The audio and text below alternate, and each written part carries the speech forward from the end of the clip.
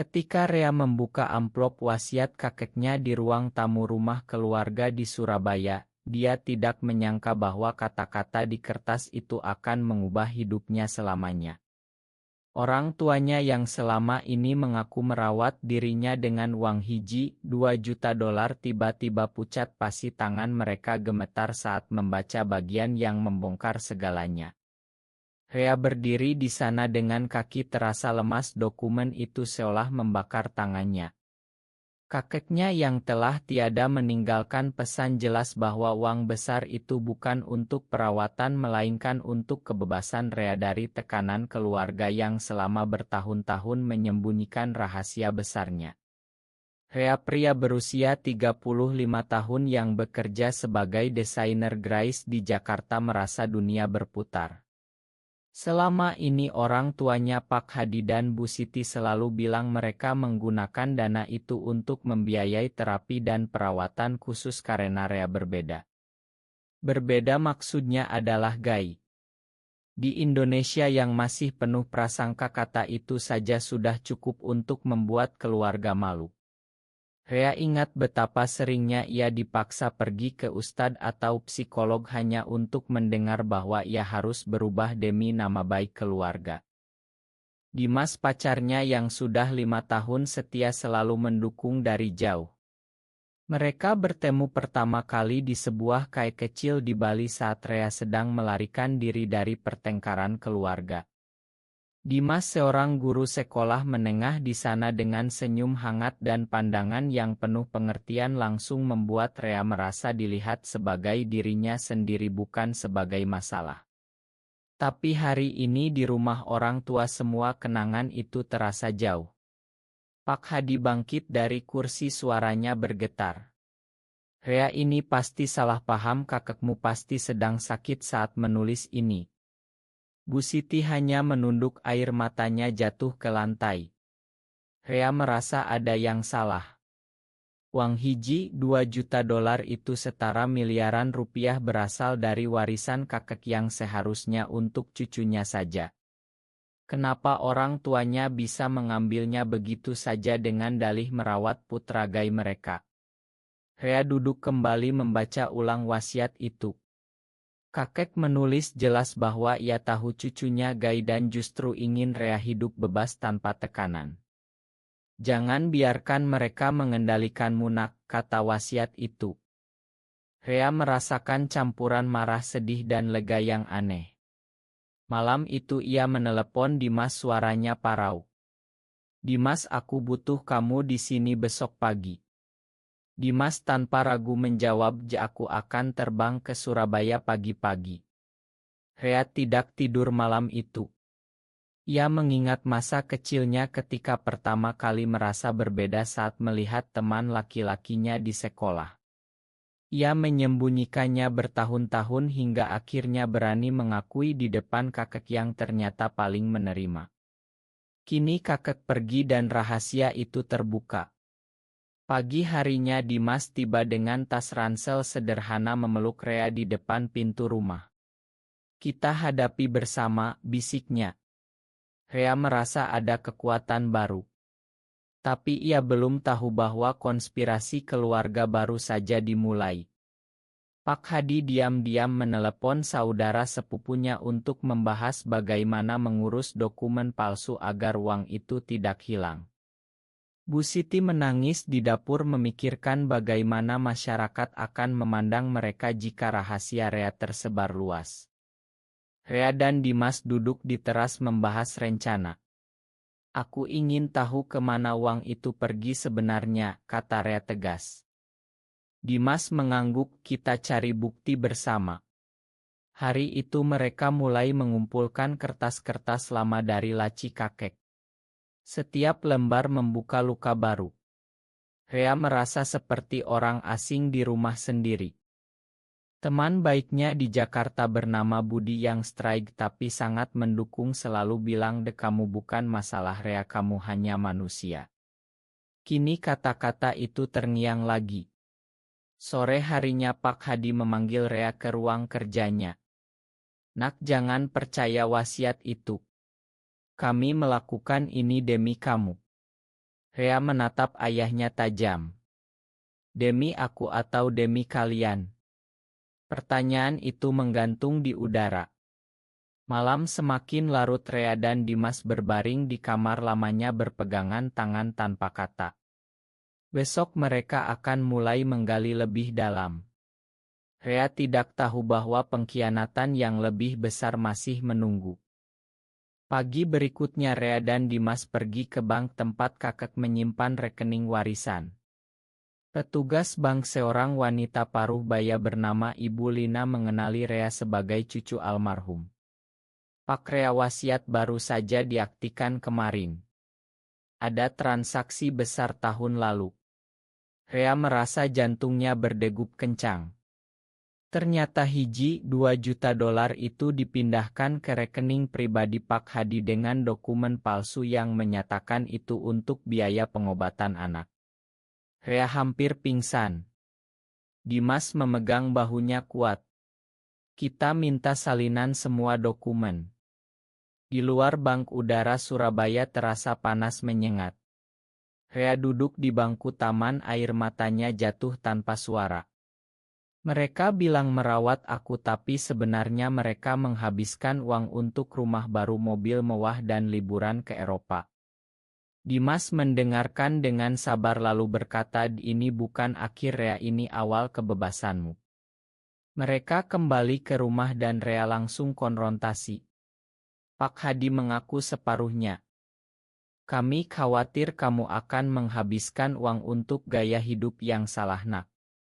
Kamu tahu di Indonesia ini sulit. Bu Siti menambahkan, kami hanya ingin kamu normal seperti saudara-saudaramu. Kata normal itu menusuk hati Rea seperti pisau. Ia ingat bertahun-tahun lalu ketika pertama kali coming out di depan keluarga. Ayahnya memukul meja, ibunya menangis seolah anaknya mati. Hanya kakek yang memeluknya dan bilang, cinta itu tidak salah, nak. Kini Rea melihat betapa dalamnya prasangka itu. Dimas yang diam-diam merekam percakapan itu di ponselnya tanpa diketahui. Malam itu di kamar mereka berdua Rea menceritakan semuanya. Aku merasa seperti boneka selama ini, Dimas. Mereka mengendalikan aku dengan uang dan rasa malu. Dimas mencium keningnya lembut. Kamu bukan boneka. Kamu Rea yang kuat yang aku cintai.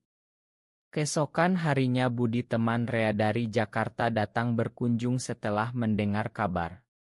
Budi seorang arsitek yang selalu jadi tempat curhat. Bro, ini gila. Kita harus lapor polisi atau pengacara. Rea menggeleng. Aku tidak ingin keluarga hancur, tapi aku juga tidak mau diam saja. Mereka bertiga duduk di kai kecil dekat rumah membahas langkah selanjutnya. Rea merasa tumbuh.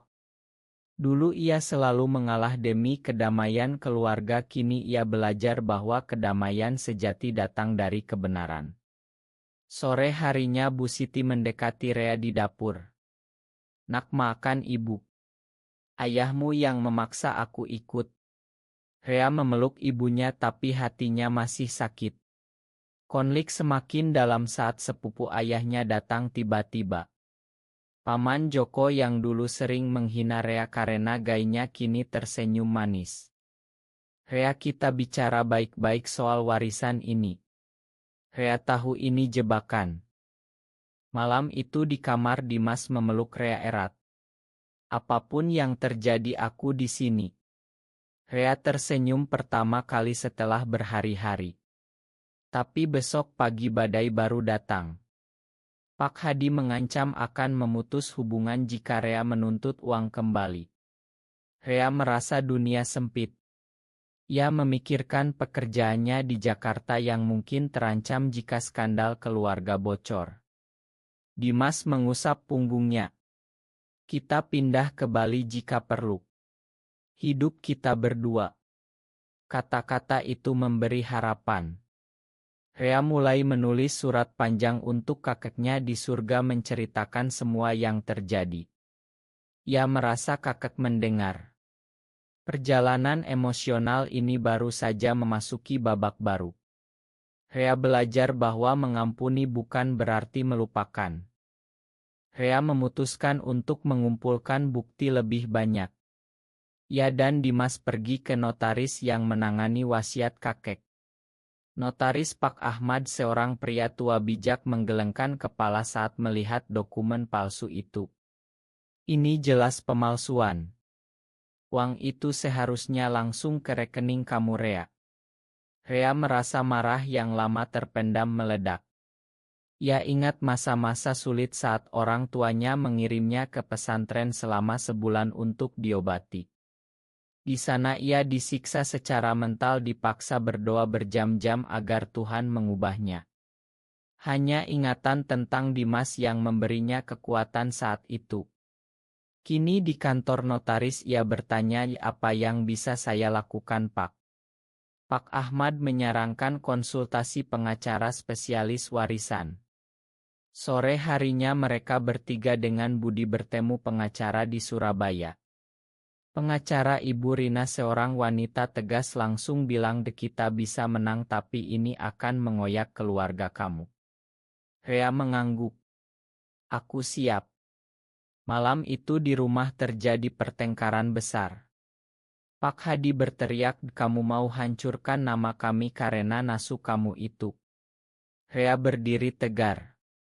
Ini bukan nasu ayah, ini siapa aku sebenarnya.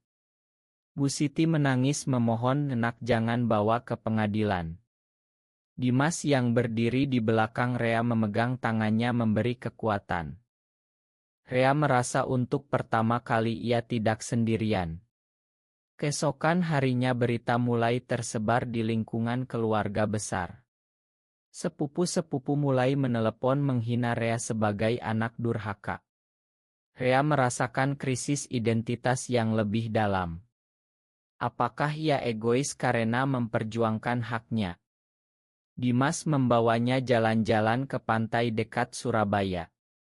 Di sana angin laut menyapu wajah mereka. Kamu bukan egois, Rea, kamu sedang belajar mencintai diri sendiri. Kata-kata itu membuat Rea menangis. Ia ingat perjalanan cinta mereka yang penuh rintangan. Dimas pernah kehilangan pekerjaan karena rumor di sekolahnya tentang hubungan mereka. Tapi Dimas tetap bertahan. Kini giliran Rea yang kuat. Mereka kembali ke rumah dan menemukan surat ancaman dari Paman Joko yang mengklaim sebagian warisan. Rea merasa dikelilingi musuh. Budi datang lagi dengan dokumen bukti transaksi. Lihat ini bro, ayahmu beli rumah mewah di Bali atas nama adikmu. Rea terpukul. Adiknya yang strike selalu dibandingkan dengannya. Malam itu Rea berbicara panjang dengan Dimas. Aku ingin memakan tapi aku juga ingin keadilan. Dimas mengangguk, kita cari jalan tengah. Keesokan harinya Rea bertemu ibunya secara pribadi. Bu Siti menceritakan tekanan dari ayahnya selama bertahun-tahun. Ibu takut kehilangan kamu, nak.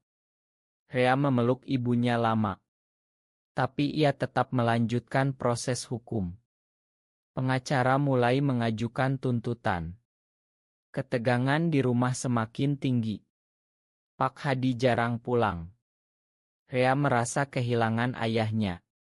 Namun dalam kesedihan itu ia menemukan kekuatan baru. Ia mulai menulis blog anonim tentang pengalaman gay di Indonesia. Banyak pembaca yang merespons positif. Rea merasa tidak sendirian di dunia ini. Dimas bangga padanya. Kamu sedang tumbuh, Rea. Perjalanan ini penuh air mata tapi juga penuh harapan.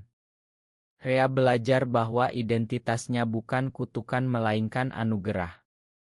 Sidang pertama di pengadilan warisan berlangsung tegang. Rea duduk di bangku depan dengan Dimas di sampingnya. Pak Hadi dan Bu Siti duduk di seberang dengan wajah muram. Hakim membacakan bukti pemalsuan dokumen. Pak Hadi menunduk. Rea merasa campur aduk. Di satu sisi ia ingin menang, di sisi lain ia melihat ayahnya yang dulu kuat kini rapuh. Istirahat sidang, Dimas membawa Rea ke koridor. "Kamu baik-baik saja?" Rea mengangguk meski hatinya hancur.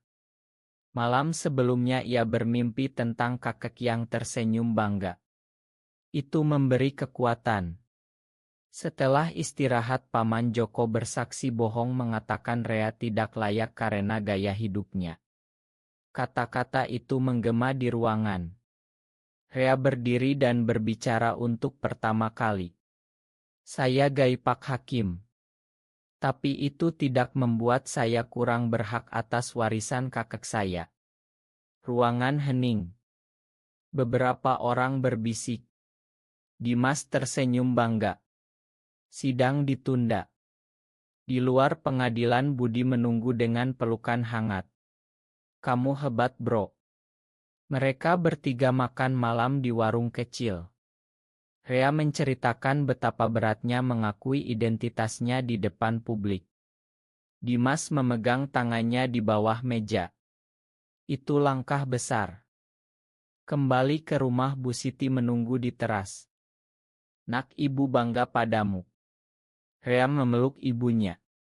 Pak Hadi masih diam. Malam itu terjadi percakapan paling sulit.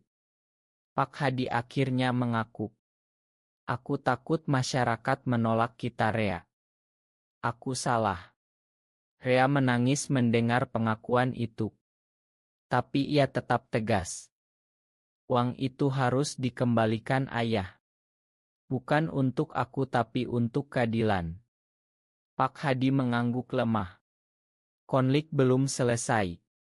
Paman Joko mengancam akan membongkar rahasia keluarga ke media. Rea dan Dimas memutuskan pindah sementara ke Bali. Di sana mereka tinggal di rumah kecil milik Dimas. Rea merasa damai untuk pertama kali. Ia mulai melukis lagi, hobi lama yang terlupakan karena tekanan. Dimas melihat perubahan itu dengan senyum. "Kamu kembali menjadi dirimu." Suatu sore di pantai mereka berjalan bergandengan. Rea berkata, "Aku ingin membangun hidup baru di sini, Dimas." Dimas menciumnya lembut. "Bersama." Tapi berita buruk datang. Pak Hadi sakit mendadak. Rea terbang kembali ke Surabaya. Di rumah sakit ayahnya memegang tangannya. "Makan, Ayah, nak." Rea memakan sepenuh hati. Konspirasi mulai runtuh. Pengacara melaporkan bahwa Paman Joko terlibat dalam pemalsuan. Rea merasa beban berat terangkat. Namun ia belajar bahwa pengampunan adalah pilihan terberat. Dimas datang ke rumah sakit memeluk Rea di koridor. "Kita akan melewati ini." Rea mengangguk. Perjalanan ini mengajarkan bahwa keluarga bukan hanya darah tapi juga pilihan. Setelah Pak Hadi pulih, Rea memutuskan untuk tidak menuntut penuh. Ia menerima sebagian uang dan menyumbangkan sisanya untuk yayasan di Indonesia. Pak Hadi terkejut tapi akhirnya mengerti. "Kamu lebih baik dariku, nak." Bu Siti menangis bahagia. Rea merasa ringan. Di Bali ia dan Dimas membuka studio desain kecil. Budi sering berkunjung membawa proyek-proyek baru. Suatu hari Rea menerima surat dari adiknya yang selama ini diam. "Kak, aku bangga padamu." Kata-kata itu menyembuhkan luka lama. Rea dan Dimas merencanakan liburan ke desa kakek di Jawa Timur. Di sana mereka bertemu kerabat jauh yang ternyata juga menerima. Rea merasa komunitasnya semakin besar. Namun ada ujian terakhir. Media lokal mulai memberitakan kasus warisan itu dengan judul sensasional. Rea diwawancara dan ia berbicara jujur tentang perjuangan Gai di Indonesia. Banyak yang membenci tapi lebih banyak yang mendukung. Dimas berdiri di sampingnya selama wawancara. "Kamu inspirasi banyak orang." Rea tersenyum. Malam itu di rumah mereka Dimas berlutut. Rea, maukah kamu tinggal bersamaku selamanya? Rea menangis bahagia. Ya. Mereka merayakan dengan makan malam sederhana bersama Budi dan keluarga kecil baru. Rea mulai menulis buku tentang perjalanannya. Ia ingin berbagi agar orang lain tidak merasa sendirian. Pak Hadi dan Bu Siti datang berkunjung ke Bali. Untuk pertama kali mereka melihat rumah anaknya dan tersenyum melihat kebahagiaan Rea.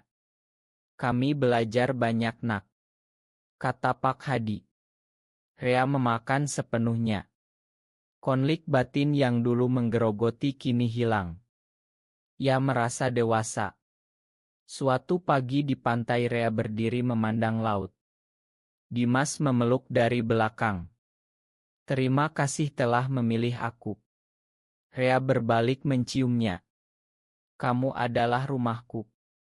Perjalanan panjang ini berakhir dengan kedamaian.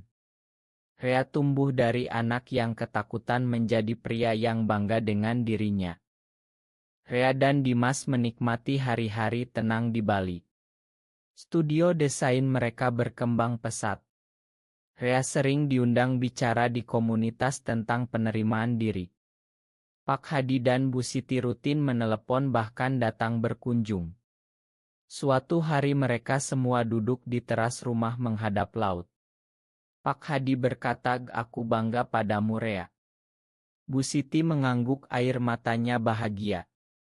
Rea memegang tangan Dimas erat. Budi datang dengan kabar gembira proyek besar di Jakarta yang melibatkan mereka semua. Hidup terasa lengkap. Rea sering mengunjungi makam kakek membawa bunga dan berterima kasih. Kakek, wasiatmu menyelamatkan aku. Di malam tenang Rea dan Dimas berbaring di bawah bintang. Aku tidak pernah menyesal memilih jalan ini, bisik Rea. Dimas tersenyum, kita bersama selamanya. Tahun-tahun berlalu Rea menerbitkan bukunya yang menjadi bestseller. Banyak pembaca muda gay di Indonesia yang menulis surat terima kasih. Rea merasa misinya tercapai. Keluarga besar akhirnya menerima. Paman Joko bahkan meminta maaf secara pribadi. Rea memakan dengan tulus. Suatu sore di pantai yang sama tempat mereka dulu berjalan, Rea dan Dimas melihat matahari terbenam. Hidup ini indah sekali, kata Rea. Dimas memeluknya. Karena kamu ada di dalamnya. Rea telah melalui segalanya, konflik, pengkhianatan, pengorbanan dan akhirnya penerimaan. Ia tumbuh menjadi pria yang kuat penuh kasih. Di Indonesia yang masih berjuang dengan prasangka, Rea menjadi cahaya kecil bagi banyak orang. Apakah keluarga selalu bisa menerima anaknya apa adanya?